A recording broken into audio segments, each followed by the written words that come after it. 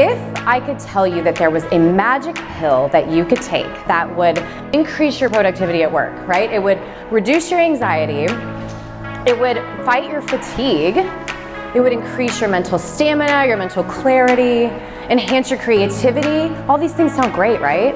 I know what you're thinking. You're probably thinking it's CBD, right? And I'll tell you, it's not CBD. My magic pill is movement. You could probably guess that by now.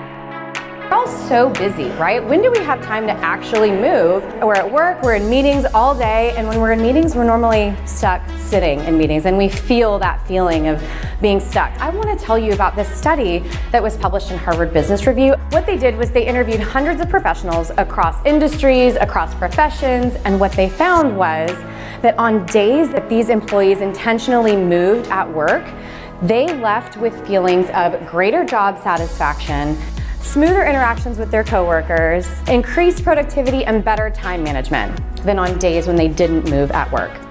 So I think it is time that we stop thinking that movement is taking away from our jobs, but is actually a part of our work and the way that we can bring our best selves to work and produce the most in a given day.